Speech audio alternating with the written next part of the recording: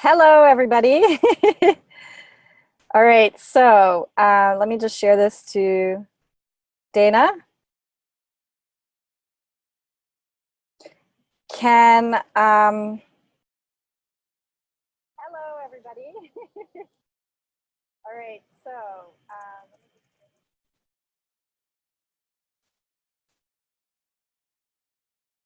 cool. Can you guys hear me okay? Can I get a hello?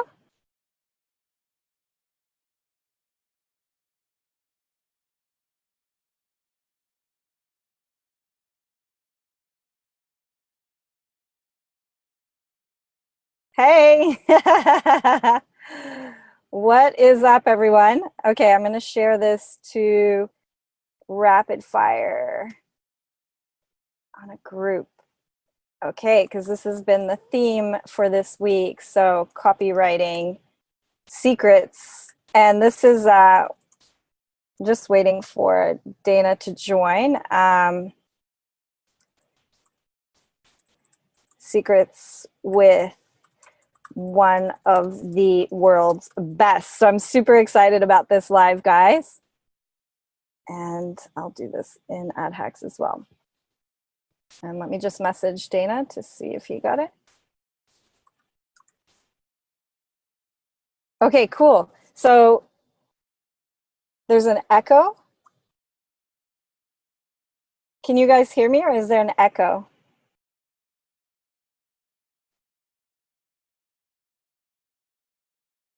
Oh, okay, cool. I look glowy. This is the look of 30-degree weather. It is hot here in New Zealand at the moment. So let me just share this to X as well. All right, so this is kind of an impromptu training, everyone. Okay, I've got Dana here, so let me make him panelist.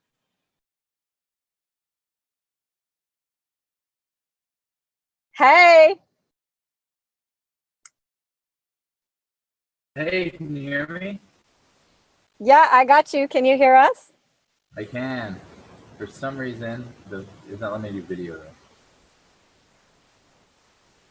It's okay. Let me edit the settings so we can do video. Can you guys hear Dana? Hello, everybody.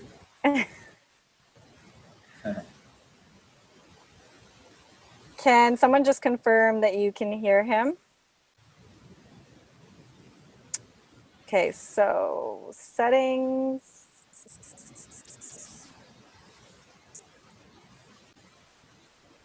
All right, let's go in and make it so that we can do videos. All right, hopefully this works. And let's see if everyone, okay, cool, they can hear you as well. Awesome. Awesome. Does it give you the option for, this is like uncharted territory, guys. I literally called Dana like, last week I was like, hey, let's do a training together because you're like obviously one of the best in the world when it comes to copywriting. And he's like, yeah, sure thing. We had like some time zone issues, and then literally like 5 minutes ago, I'm like, hey, should we do this as a live? And he's like, okay. So I'm still trying to figure out this platform as well. But is it giving you the option for video? No, it's saying the host has to enable it or something. Okay. So we can wing it without, if that's cool. Because I'm afraid I'm going to break this thing if we do that. Okay. I'm nothing special to see anyway, so it's probably going to do the audience a favor. No, so, okay, I want to begin by introducing everyone to Dana. If you guys haven't heard of him, he is, as I sort of alluded to before, he's one of the world's top copywriters out there.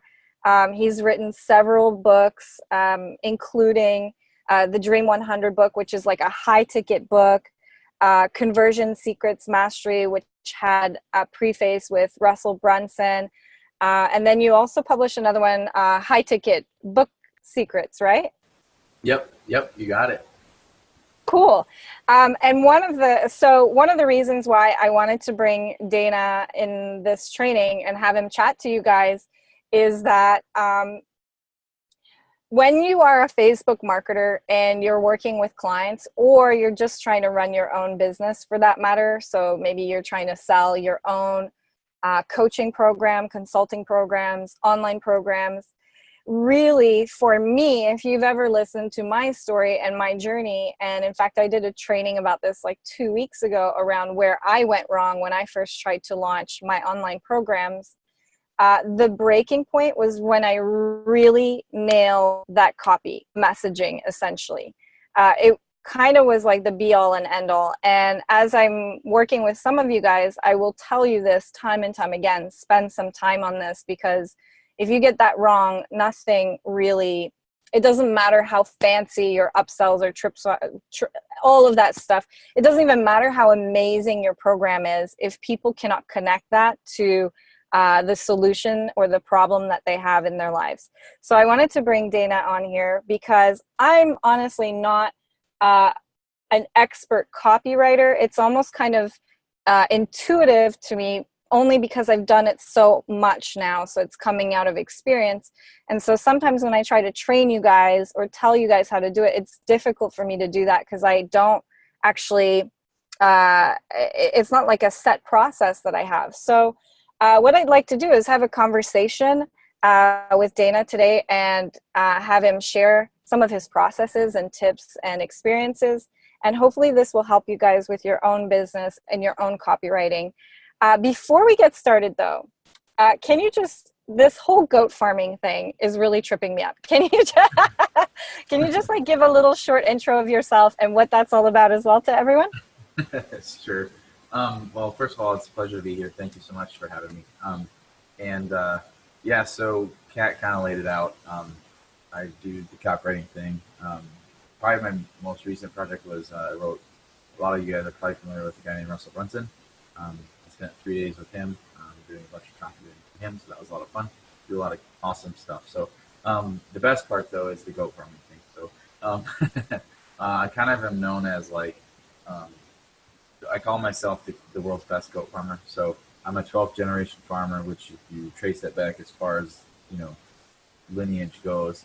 And so it's in my blood. And although I do copywriting, I am also a goat farmer on the side. So if you ever see any of my stuff, there's typically always a goat or two involved in whatever I do.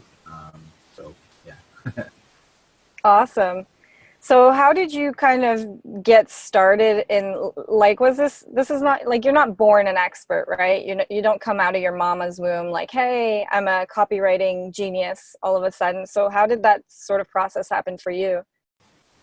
Oh, that's a great question. So I'll try to make a long story short. So like growing up as an entrepreneur, probably a lot of you, I'm sure a lot of people are. I got my start on like websites like Craigslist selling baseball cards and like video games and eBay and stuff. So the way to win back then was just to have a better sort of written listing, just have a better listing. So I was doing copywriting before I knew what it was.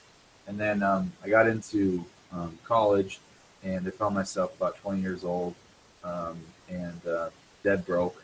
And I went to, I got a $500 credit card. Thank you, Visa. And I went straight to Barnes & Noble, and I literally filled up an entire shopping cart full of books in the business section. So I was sick of being broke. And then I just started inhaling book after book. And one of the first books I was like fortunate enough to read was a book by Dan Kennedy, who's kind of, a lot of people know him as the godfather of copywriting. So it was at that moment that I knew, like, holy shit, I'm a copywriter. This is my thing. You like knew. Yeah, that's epic. Yeah. Okay, cool. So, by the way, Dana, can you see if your video works now? Because I think I just edited the setting. Oh, there it is. Yay, it works. Woo!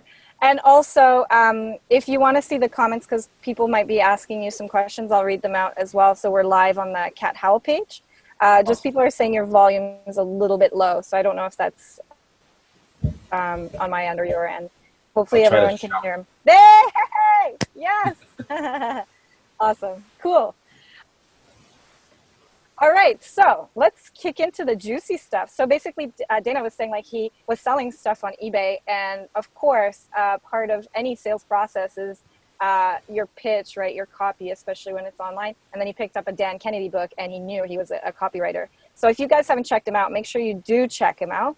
So let's kick into some of the nitty gritty. What are some of the processes that you use to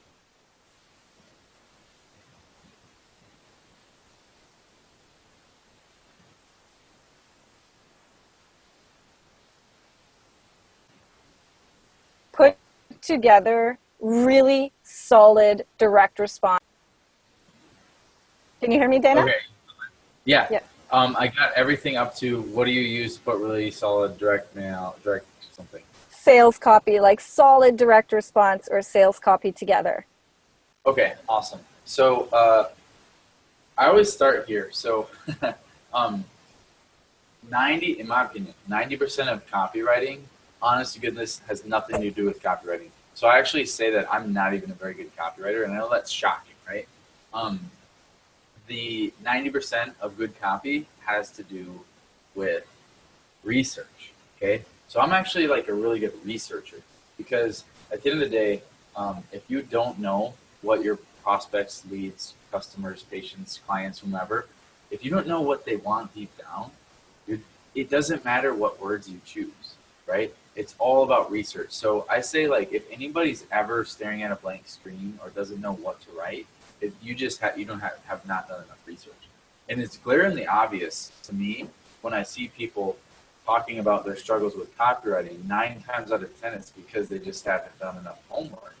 And a lot of that is just being at ground level with your potential clients, right? So if it's, for example, like I'm guessing in your world, some people that may be clients of the people watching this, maybe hanging out in Facebook groups, right? Like, or wherever they are, you just have to be there. You have to hear what they say, hear what they're complaining about, hear what they're liking, what they don't like.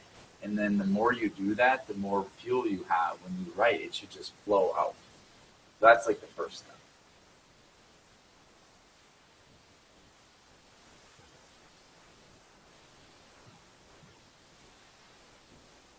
So when you're saying being on Facebook groups, is that like one of the strategies that you use? You basically go and stalk Facebook groups and see what people are saying? Yeah, so, well, if I were to, so let's like say rewind like a few years and say that I was starting out again, kind of how I would go about it. It might be easier. I would choose a niche, because one of the issues is that people get too spread out. They just want to take on as many clients and get as much money as they can. And I used to do that. I'll still do that as a freelancer, right? And then I was working with a dentist here, I don't know, like a tire shop here. And then one time I was working with a guy that sold bed wraps. Kid you not, right? So like I was all over the board. And anyway, so what I would do is pick one specific like type of client and then go where they are. If that's a Facebook group that they hang out in, like let's say it's you want to work with doctors or anesthesiologists that do cool sculpting, right? That's a very blue ocean, I would imagine, right? Go find Facebook groups that they hang out in, and then hang out in there. That's a good starting point. I love that, because that's exactly what I see as one of the biggest mistakes happening, is that people want to try to help everyone in at once, and so they go super, super broad. And what I've noticed anyways is that that only really works once you have a really big audience or you're a well-known brand like Tony Robbins or things like that. It's not enough to cut through. So why is that? Like, why do you need the niche? Awesome.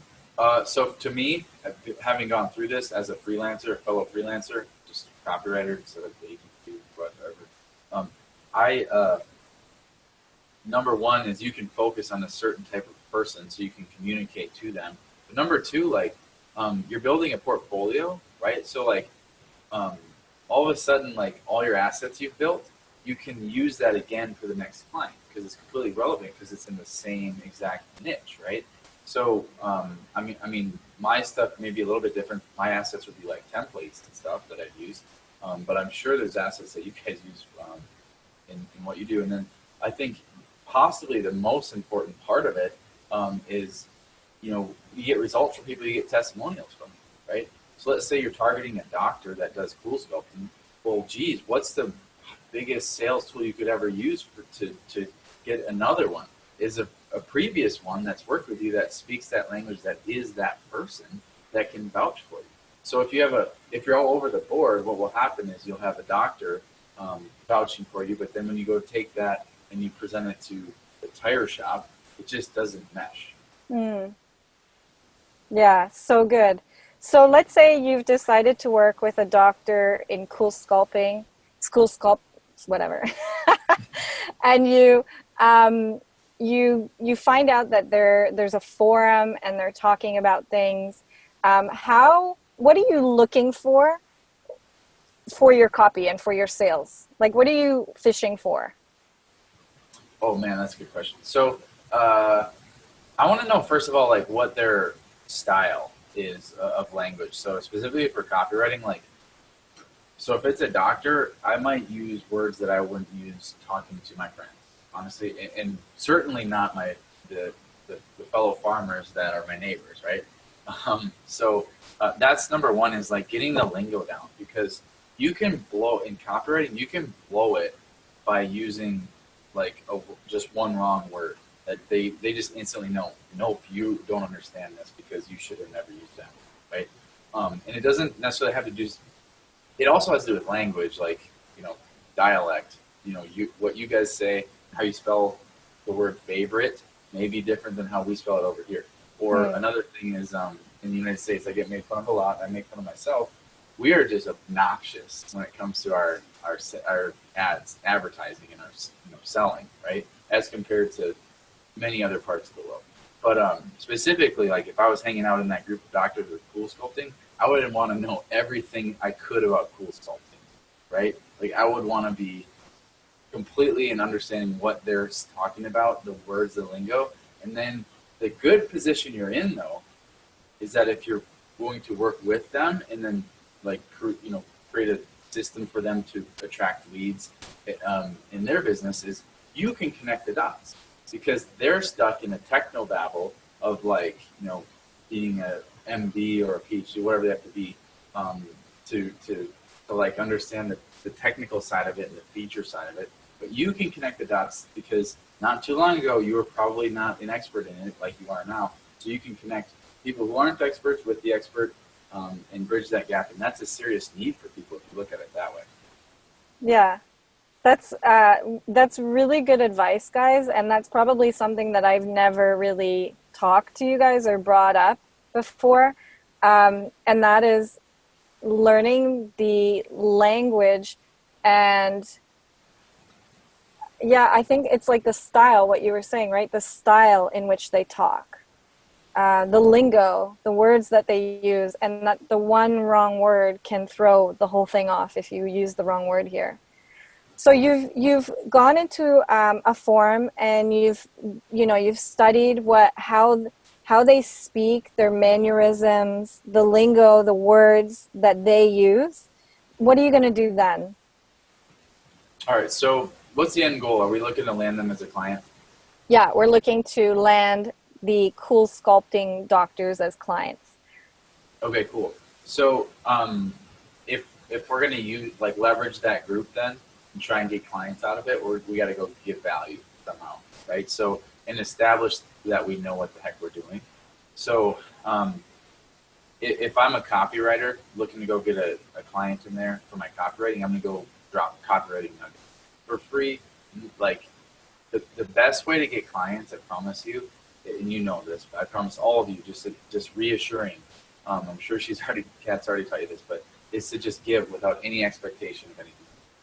Really, it works, you guys. Okay, and so I would do that. Like whatever it is, your expertise that you're selling, I would go in there and then just give it in the lingo and the language that they're using, and then eventually you're going to get noticed, and people are they're going to come to you. So, and the purpose for that is also like twofold, in the sense that if you guys haven't ever worked with a doctor in that space and you've never had results for someone like that in that space, it's kind of like out of integrity to then go out and say, hey, I can do the XYZ for your business when you haven't really done it before, right? So it gives you some of that credibility and that authority under your belt, that confidence, I guess, as well as proof indicators to help with your sales process. So when you're going in there, and so you're literally just would offer work for free, right? At this stage, we're not too concerned about like an epic sales long form piece of copy, right? Yeah. So if we're starting out and we're just looking to get our feet wet in that sort of niche, absolutely. If we're gonna, so I'm talking, I guess, organically, and it's really cool because once you have that first project or two under your belt, you'll be able to take it to the next level and to start running ads to attract people and do that whole thing that you guys are so good at. But that to me is the most important thing that most people skip, is that grassroots, like just like do something for somebody first to get your feet wet, to really know exactly what you're doing, and then build that asset of having worked with them and using whatever knowledge and assets you build, plus the testimonial, because you're going to get them awesome results, so that the next time you go and actually start soliciting people by way of however ads targeting what you want to do with it, it just works. So Dana, by the way, you're getting a lot of great feedback. People are loving the tips that you're sharing here. If you guys have any questions or you're liking what he's having to say, just let us know in the comments, because sometimes it can feel a little bit like, is this what you guys are after? So you've gotten that sort of authority, you've built up, some credentials and some experience, and now we're ready to put together a Facebook ad and a funnel, so a landing page, a sales page, and go after this kind of audience. I guess, what are some of the biggest mistakes that you see people doing here? And then what are some ways to actually land those clients without, the hook of free work? Awesome question. So I'm just gonna rapid fire. I might be a little bit scattered. Full disclosure, Kat wasn't lying. I think our time zone differences are 19 hours. So it's a Sunday night, and I thought we were doing this on Monday night. So I'm like, oh man, Dana. Oh, that means a lot that you're here then. No, totally. And so I'm just gonna rapid fire. I'm gonna be all over the place, and I'm just gonna do it, and yes, it'll be fun. So anyway, a couple actual take this and run with it tactical tips right now that you guys should use are when you go after potential clients are, number one, find out all the possible objections, okay, and then squash them before you even have that first conversation, right? So if you think about that, if you squash every single possible objection somebody has before they come into your world and talk to you, there's no possible way that it could possibly be a waste of time, right? So those tire kickers and those time vampires, as I call them, will no longer be in your world, in your existence. Okay, that's number one. Number two, I would highly recommend pricing. I'm sure you've talked to them about this, but pricing higher than you think possible, because that'll weed out some of those people as well, naturally. And then back to specifics on copywriting. So when you're going after them, just speak in first person always. So just like Kat and I are talking to each other right now, that's how you should talk to them. A lot of times I see people making the mistake of writing, we are the best, blah, blah, blah, we this, us that, and it's just terrible. That's not how you would talk to them. To talk to them one-on-one. There's not enough of that anymore. Yeah, that's so good, guys. As if you're having a conversation. Great tip. Yeah. Exactly. And then when it comes to actually writing the copy, a lot of people get worried about length of the copy and stuff, and they have questions on that. And I say, honestly, it needs to be as long as it needs to be. So there's no, I don't know if, now dependent on the platform you're on, if there's a certain, for algorithm reasons, if there's a certain threshold or whatever, but I say it's got to be as long as it's got to be. And if it's really long, that's okay. Go to the homepage of ClickFunnels once, clickfunnels.com. And if you are a member, just log out so you can see what the non-member looks like, and just see how long that bad boy is that Russell and I wrote. It's crazy, but it's as long as it needed to be, right? Because at the end of the day, not everybody's going to read it. See, that's the thing is like there's the debate, short versus long, right? Short form, long form. To me, in my experience, the longer it is, the more likely they are to convert. So the trade-off is less people will read the whole thing, but the good news is that those that do will be totally sold, right? So I would rather deal with leads that are completely sold, that have spent that time and that really like and vibe with me, as opposed to the people that see just a little bit of a thing and then they're like kind of still on the fence, right? Yeah. So that's amazing because that's a big debate actually. And sometimes you see like novels, right? But they're coming from people that are just crushing it out there. They're doing really well. So it's obviously working. Yeah. Absolutely. Right. And it's always for a different reason too. So being a person that, works with clients one-on-one, like all of you, I go after a certain type of person, and long form seems to do a really good job of that. And one of the secrets to it too is like everybody wants to talk about attracting the right person. So with copywriting, the amazing thing is, as important it is to attract the right type of person, you also need to repel the wrong type of person. That's the part no one talks about. So in your copy, you need to actually call out who it is not for. And then basically tell them to not read it, to go, right? And then in that, you're going to weed out everybody you don't want to work with, and all those headaches are going to disappear.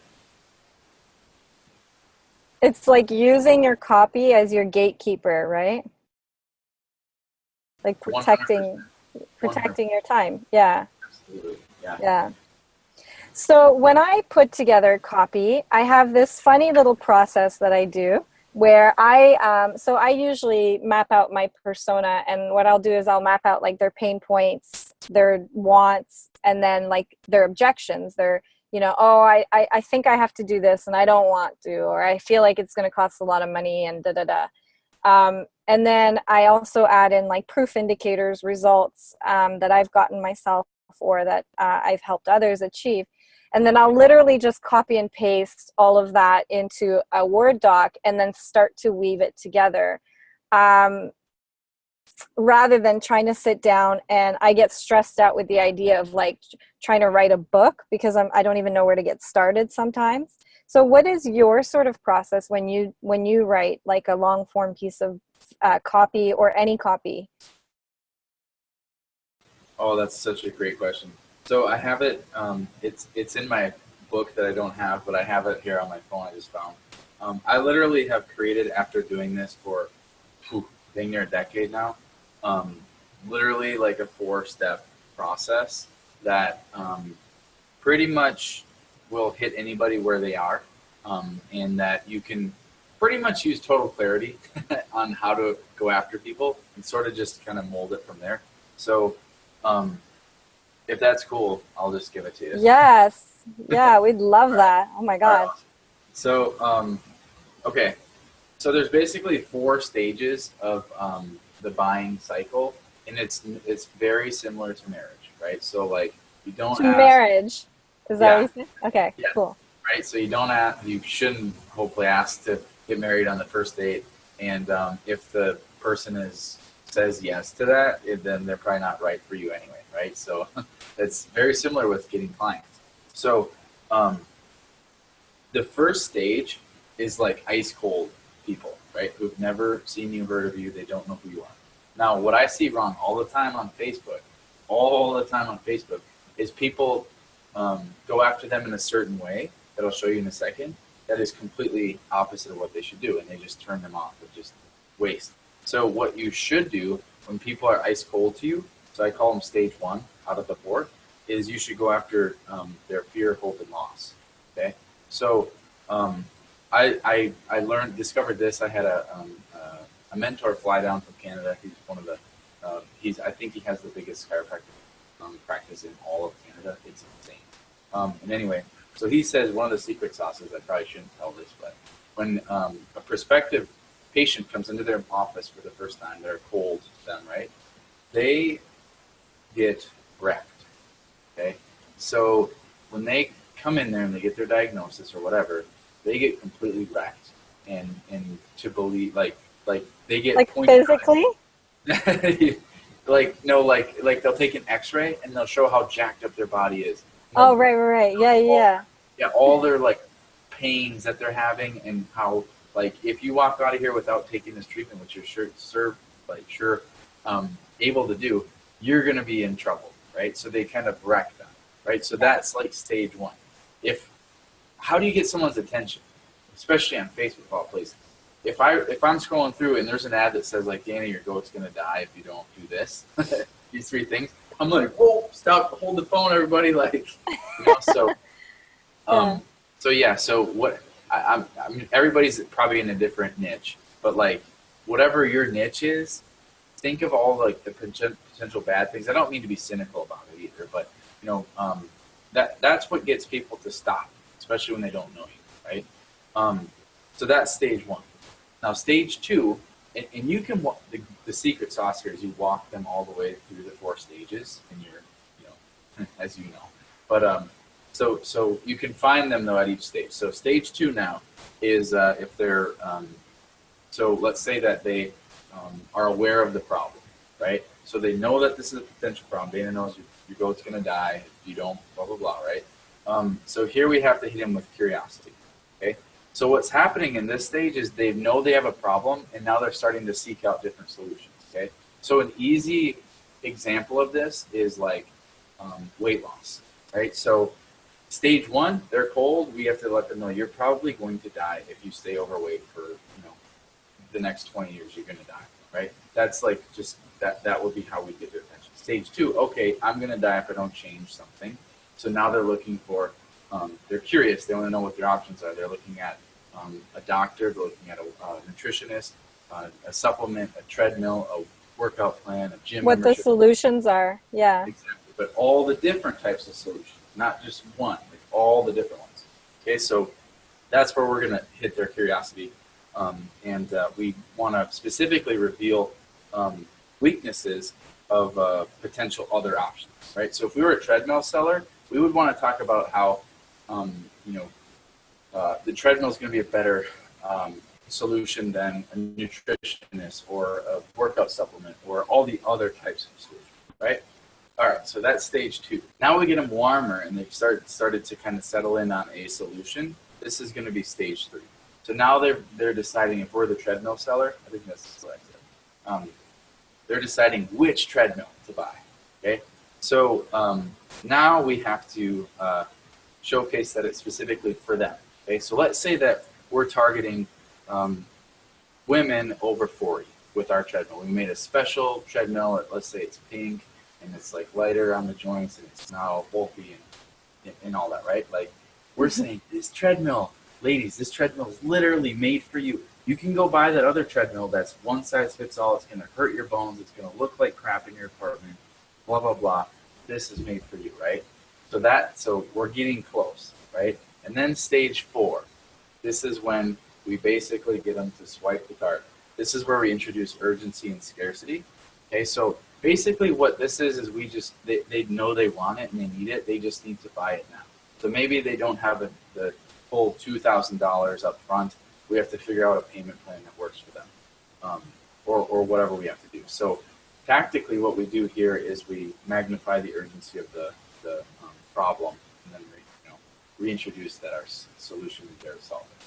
So to bring this all home for a second, what you practically, from a practical standpoint, what you all need to do is figure out where your potential prospect is in these 4 steps. Anytime you have communication with anybody, and then hit them with that type of messaging in your copy, in your messages. And you'll see all the time, have you ever seen a Facebook ad or a Facebook post or something that's using urgency and scarcity on you, and you're cold to them?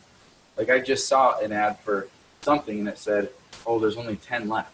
And I'm like, I don't even know what that is. I don't care. Take your 10 and give it to somebody else, right? But if it was something that I already knew I wanted, and they're like, hey, by the way, there's only 10 left, I'm like, oh, crap, go get me one, right? So, yeah, sorry, I'm a little bit scattered, but those are the 4 steps that I use every single day. I love that. So firstly, there's actually a discussion happening inside of FATC right now where someone posted an ad and they were cold. Same thing. It was like, hey, this is running out, doors are closing, and everyone's like, what the fuck is this? Like, what is this? We don't even know what it is. So that's so on point. And then secondly, I think one of the things that was really powerful here, guys, is that because you're kind of talking about the marketing, like the typical marketing funnel: awareness, consideration, acquisition. And in the consideration phase, like what you guys have to remember is people have options. People have so many options. So if they're thinking like, okay, well, I need to land clients for my doctor's practice, one of the options is they can go on YouTube and they can YouTube stuff, or maybe there's other people that are in the marketplace that are teaching that, or Russell Brunson has funnels for doctors, right? And so they have so many options. So if you're brand new in the space, and what I love so much about what you said, Dana, is like, if you can niche down and tailor your specific solution to their specific needs, that's what's going to make you stand out. That's what will make you the desired provider for them, because you're saying like, hey, it's pink and it's made for women specifically, and it's made specifically for the specific back problem that you have, versus the other treadmill, which is just for everyone, right? And that's so powerful. That's just crazy good advice. Love it. Yeah, like, and I mean, this is what I do. Like, I did this to carve my own path in this like crazy marketplace and world we live in, because I was finding myself being undervalued and spread a million different directions just to try and like pay bills and take on projects where I could. But then I'm like, no, I'm putting my flag in the sand. I'm gonna be for me it was, I'm gonna be the #1 Amazon copywriter. So I worked with Amazon sellers, and I did that. I became that, and all of a sudden I made a lot of money. So everybody needs to do that, just as Kat just said. Amazing. So someone's asked a really good question. Being the pro copywriter that you are, I'm sure you still experience writer's block. What are the basics to go back to in order to get yourself back on track? And I know for a fact I go through that as well. I go through copywriting slumps where usually like the brain waves come at like 1 or 2 in the morning, and I'm like, oh my God, I need to write this fucking thing down. And then I'll go through like weeks where I'm just like not feeling it. So what are some tricks to get yourself into that? Oh, that's a great question. So so it depends on what stage you're at. So if you like have to do your own copywriting, you can't really outsource it, then it's going to suck a little bit more. But if you can, at least pieces of it. So this is how I operate. And I might be different than some people, but I look at it as where I do my absolute best, where I thrive, is when I have something that is already kind of at least started that I can go and perfect. So I make an example of like, have you ever seen, do you guys have those, maybe it's really hillbilly, maybe only we have it, but like chainsaw carvings? Have you ever seen that? Chainsaw carvings? Yeah, so the people take a chainsaw and then they'll carve like a sculpture thing out of a chainsaw. Oh, yeah, out of wood, yeah. Okay, so I look at it as like where I thrive, and everybody's got to figure this out for themselves, but where I thrive is like, if I'm the best chainsaw sculptor there is, as long as I can have that stump that I can just go to town and finish it, make it a beautiful, wonderful piece. But if I have to go into the woods, look around through all the trees, find the perfect stump, cut it down, haul it out, right, like clean it up, get it prepped for the actual carving, like that's exhausting, and I just hate that part, right? That's like, I feel like that's the part everybody hates, right? Like, so although I wish I had a magic pill for it, I think it really comes down to like, if you can just get into a zone and do it all at once, it's going to perform the best, especially long form, because what happens is if you do a chunk of it and then you leave and come back to it, you have to reread it, and then like you're already like, you know, halfway worn out by the time you reread it, and then you got to think about the next thing. So if you can just get as much out as possible and then go revise it later and fix it up later, that's the best case scenario. And if you're completely stuck, just go do some more research, go hang out, find some more stuff. It'll ignite new ideas, then come back. Yeah. I sometimes find like meditation late at night, for me anyways, that like 1 a.m. time zone. I don't know why. It's when my brain starts to, if I focus my attention on a specific thing, my brain is very creative at that time of the night. But again, that might just be me. Great tips, by the way. Okay, so being aware, so just a couple more questions here. So Peter just wants to know, so how do you get them to the right point in the 4-step cycle? So Peter, I would say that that's like your retargeting, your email sequences. Is this right, Dana? Yeah, absolutely. And specifically too, if you're closing them, so I'm guessing there's some one-on-one kind of follow up and some sort of one-on-one, right? It's not all automated. Yeah. Yep. Yeah. So you'll be able to tell where they are too, when based on what they say, what they tell you. If they're asking you questions or saying like, "Oh, I don't know, I'm gonna look at this option," then you know, okay, they're a little bit further back.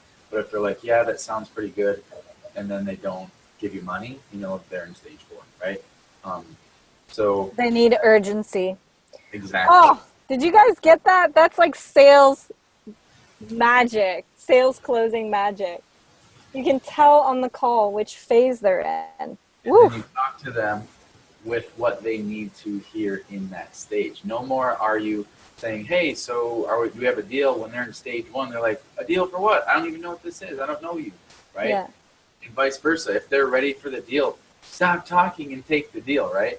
So it's weird, but it's a lot like marriage, where it's like, and I say, because people ask me all the time, "Well, when should I go in for the close? When should I go in for the deal? Whatever." Like marriage, man. Like you go on some dates. Some people are ready right away to get married and seal the deal. Cool, go for it. But some people aren't. And the number one thing I tell everybody to know, to gauge, and probably the guys can understand this maybe a little bit better, but I don't know about you, but I would not get on a knee and propose if I didn't know for darn sure the gal was going to say yes, right? Same with the client, okay? If you have any question as to whether or not they're like going to say yes, especially if it's a big high ticket item, then maybe it's not the time. But I'm not saying that to like to not follow up and close the deal. But at the same time, like there's your little like gauge.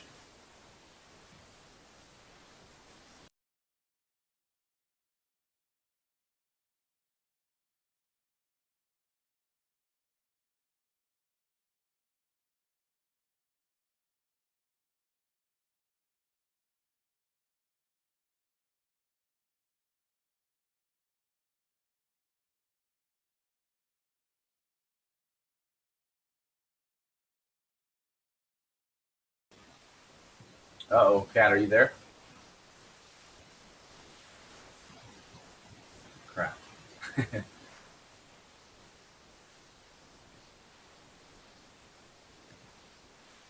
Well, I don't know if I got kicked off or she got kicked off, but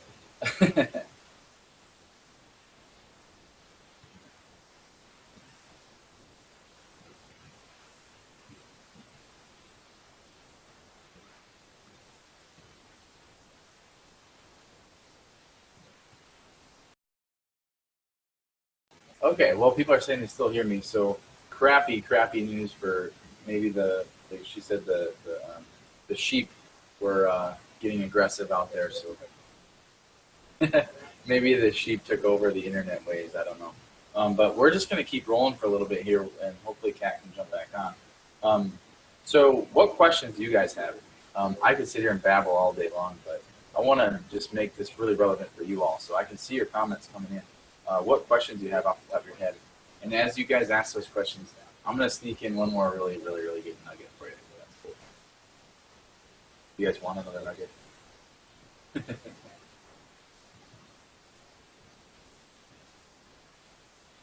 Okay, here's the nugget. I looked like I froze there. So I just got back from New Mexico, and I was speaking at this event with a lot of like really cool entrepreneurs that were like really kind of high level. And I'm thinking, oh man, I gotta find something that like, well, that like will resonate with them, because it's easy to talk to people that are like starting, because like you can go really deep on something, and it's just easier. So anyway, as I was thinking about this, I was looking at the buying stages, right? The 4 stages that I just introduced you to. And I was thinking about stage 2, where people are curious and they're essentially like looking for all the different options, right? So they're weighing out, this is a weight loss site, the weight loss example. They're weighing out the treadmill that you're selling against the doctor visit, against the nutritionist, against the weight loss supplement, against the gym membership, against the personal trainer, against all those liposuction, pool sculpting, all those other options, right? Gobs of options. And what I started realizing is like, do you guys know who your competitors are? Like, I asked this last week, but I'm gonna ask you guys. Do you know who you like? Really, really, really, really, really, really deep down competitors, who yours are? I know what you think. It's the other agencies or the other people that are selling what I sell. Or it's the other treadmills in this example. It's other people selling treadmills. No, those are actually your smallest competitors. And the cool thing is how we can leverage copywriting to cash in on this. But those are your smallest competitors. I know you're thinking, yo, you go creepy goat farmer, you weirdo, like, what are you talking about? Those are my biggest competitors. No, they're not. Here's who are. So it's the people that are selling other things that scratch the same itch. For example, it's the in the treadmill, it's the people selling the nutrition. It's the people selling the coaching. Oh, I'm getting.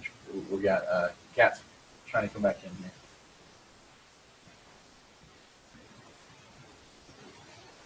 Uh-oh. I don't need to work.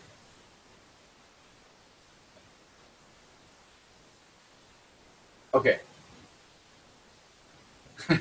All right. I don't know if she's gonna be able to get back in. It looks like the sheep took over. But I better tell you who your biggest competitor is. I can't leave you hanging on this. Okay. So yes, your biggest competitors are not the people that are selling the same thing as you. It's the people. Your second.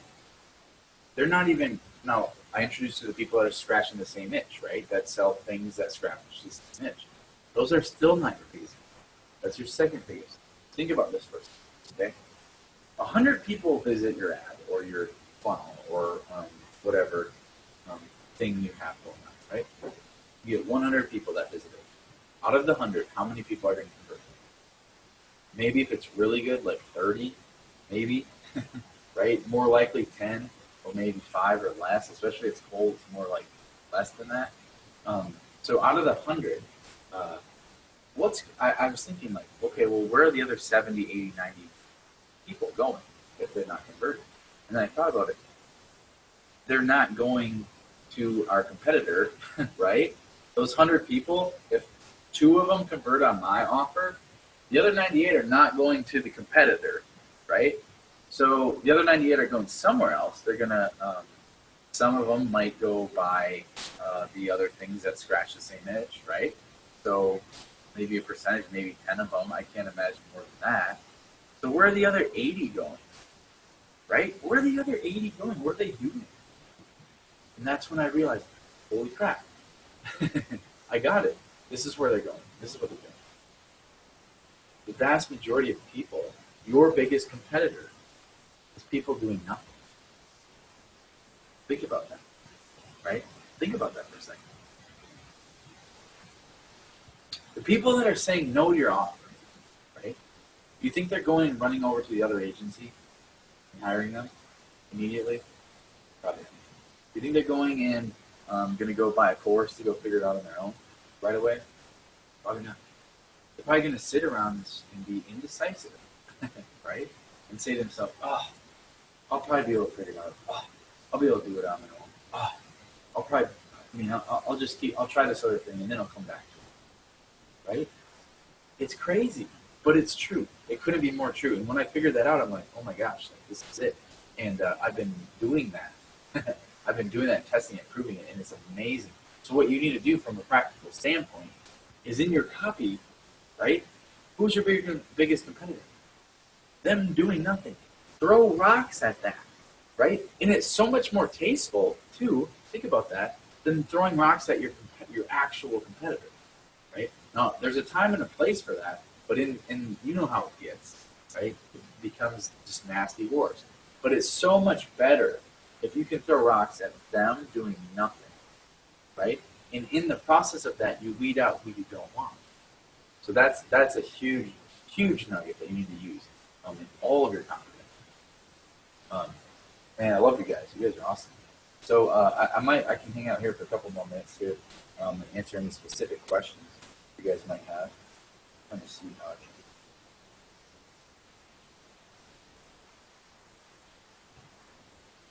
You guys are awesome, though. What specific questions do you have? Throw them in there quick. Sneak them in here before I pass out on a Sunday night. I'm having too much fun hanging with you guys. Let's see what we get.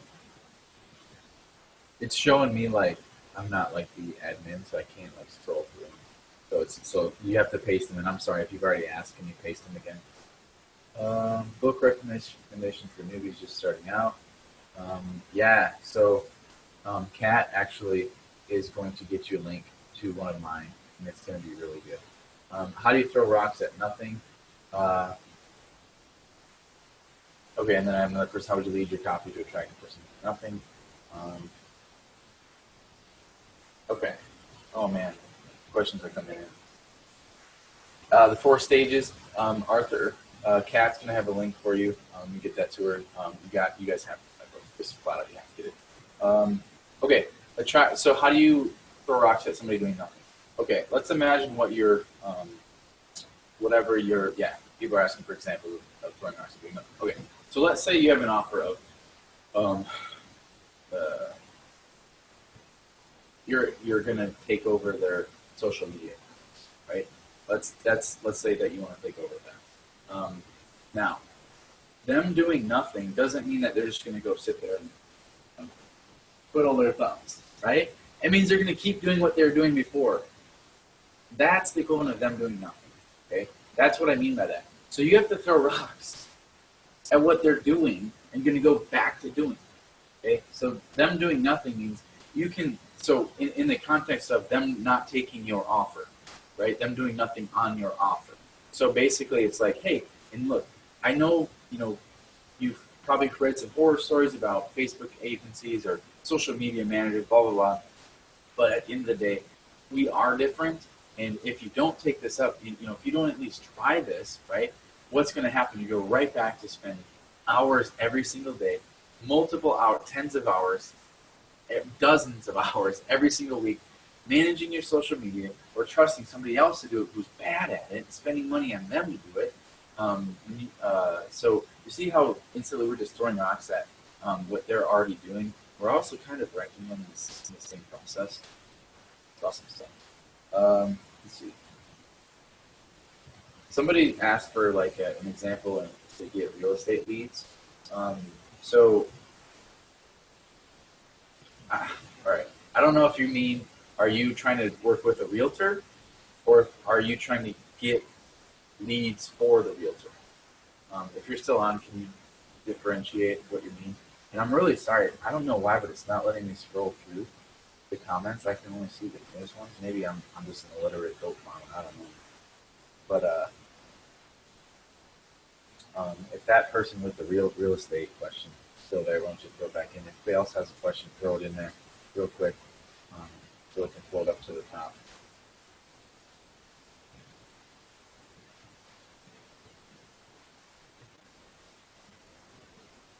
Okay, so getting leads for the realtor. Got it. And then leads for a pest control company. All right, I got you too. Stage 3. Okay, cool. Woo! I'm not going to be able to go to bed tonight, am I, guys?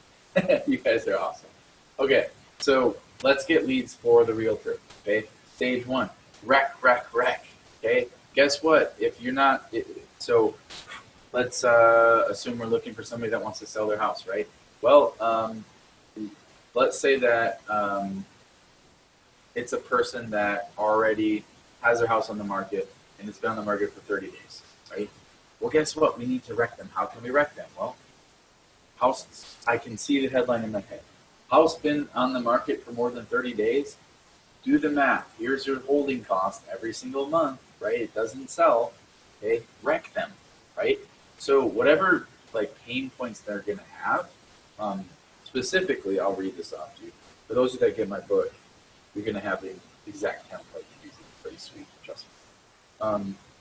Reveal a threat. Okay, so for example, if they don't sell, the unsteadiness of the market, right? That's a threat. Let's see, if they don't choose to sell now, something might happen to their house and it could become very much devalued, right? Who knows? Somebody could vandalize it, or they could have a small fire or something. I don't know. Burglar. I don't know. Whatever, right? Just find ways to wreck them. And then really important is show the cost of what them doing nothing will do. And it's called negative future pacing, right? So if they don't sell their house, make that more expensive in their mind than selling the house, okay? And make not selling the house more of a hassle than selling the house, okay? Very, very important. Okay, so if they're cold, that's where you go. Wreck them, okay? And then walk them through with retargeting or whatever you fancy Facebook folks do and walk them through, okay? So again, stage 1, wreck them. Stage 2, okay? So wreck them, make them want to know and agree to sell their darn house, right? That, okay, this is a problem if we don't sell our house, right? Now they've agreed on it. Now stage 2, they're like, okay, how do we sell the house? Do we want to work with a realtor? Do we want to do for sale by owner? So do we want to, how do we want to sell it, right? Okay, cool. That's where curiosity comes, right? Okay, that's what we talked about before, where you reveal, magnify a weakness of the alternative options. Okay, for example, you can say, you're the realtor, you're the friendly realtor.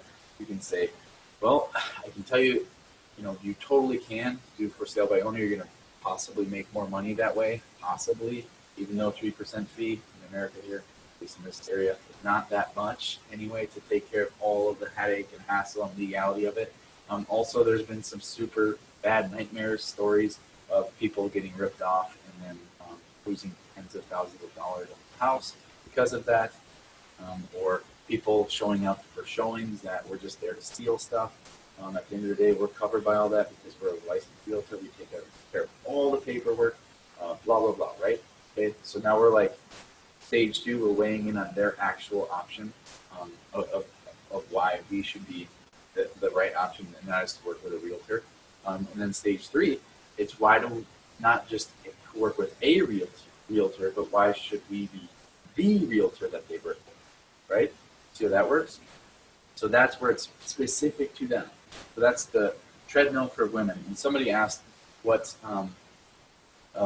stage 3 was, because I must have cut out a little bit. And that is you're validating them.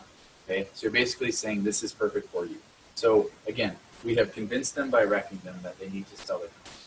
And then we have convinced them that they should sell it through a realtor instead of all the other options. Now we need to convince them why they need to sell through us and our realty company. Okay, so now we're going to talk about the relevance to them, right?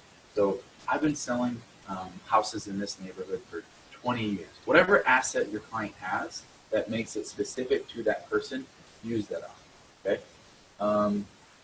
And then stage 4, right? When they've decided, okay, I do want to work with you, get them to sign the paper, right? My schedule's pretty full. I can't take on more than, I refuse to take on more than 40 clients a month, because if I take on any more than that, then I can't provide the quality level of quality service that I want to and that they deserve. So if you'd like to, go ahead and make this deal, let's go ahead and meet in my office and sign the papers, yada, yada, yada, right? So that's just basically closing. That's where the urgency is there. Okay, so hopefully that was helpful for my realtor question. And everybody else that saw that, just apply it to your niche. Pest control guy or gal, I can't remember, sorry, it's not showing me. Same thing, right? Wreck them. Let's say we're getting leads for the pest control company. Yo, do you know that you're I don't know, like around here we have bats, right? So the older houses, I don't have this problem so much, but the older houses or farmhouses and stuff, they have bats. It's a major problem. So I would wreck them and say something to the effect of, did you guys know that, being infested with bats, while it may not seem like that bad of a thing because you'll never see them, it's going to do this, this, and this, and just show statistics and like facts as to why that's a really, really terrible thing. And they need to deal with that problem now. Whatever problem it is, I don't know whatever the problem is, but wreck them. Okay? Once you've wrecked them and they agree, yes, it's a problem I need a solution for, then they're going to look at all the different solutions. That's stage 2, right? So they're going to look at exterminators. They're going to look at taking care of themselves with traps. They're going to look at calling animal control. They're going to look at calling up Uncle Lenny with his with his bat catching device. They're going to look at smoking them out. Something they saw on YouTube. I don't know. So what you have to do is tell them about all the other things that they could possibly do and why yours is going to be better for them, right? Then they say, okay, I need an exterminator. That's right. Then they're on to stage 3, and it's like, why do we need the exterminator? Why is it your exterminator, right? So you tell all the reasons why your exterminator is the reason they need, or is who they need. And then once you're like, all right, you're right, I need to use you as an exterminator. It's like swipe their card, okay? Our schedule's booked out pretty bad, or we got a deal running right now on bat removal, but it ends this week, right? Whatever you can do to get them to swipe the card. Hopefully that makes sense. Cool. All right, you guys are awesome. I'm here. I can stay on for maybe a question or 2 more. Having too much fun. I've taken over your channel, Kat. I'm so sorry. It's always dangerous when the goat farmer gets into the driver's seat, right? If anybody has one last question, throw it in here real quick. In the meantime, I'm just gonna let you know that I really wish I was at my office, not my home office, but I was at my office and I had a copy of my book to show you and be like, you need this, and I don't, but that's okay. So my point is you need to get a copy of this book, and Kat's going to give you the link here in a second, and it's going to change your life. If there's one skill that you can get really good at, and that's going to have the highest ROI, it's copywriting. You already know that. Okay, question number one. So Peter, number 1, write them with the problem. Yes. Describe all those solutions. Number 2, not really describing the solution. You're just weighing your solution versus all the other ones that they're weighing. Okay.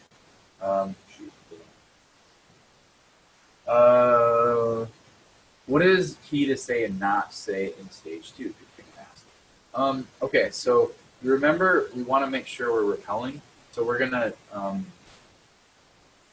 we want to say like our solution is superior, but more so we want to say why the other solutions are going to be bad.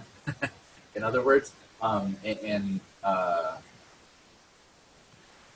it's hard to without an example. I'm just kind of trying to speak in generalities so that you can take it. But I guess what's key to say is be honest about your solution. The biggest thing you can ruin in your copywriting is to make it look unbelievable. Like, if I were to say you're going to make $1 million in a week with my book, right? Is it possible? Yes. Is it probable? Hell no. Right? That's ridiculous. Absolutely ridiculous. But if I was honest, I'm like, it's probably going to 2 to 3x your sales over the next maybe month if you actually use it. That's pretty realistic, right? So just be honest. So that's what you should do. What you shouldn't do is jump into urgency and scarcity, because that's going to scare them away, right? So stage 2, that's pretty much what you need to do. How to write copy for a low value item like a gift product with no particular niche. Ooh. That's a good question. So I would say,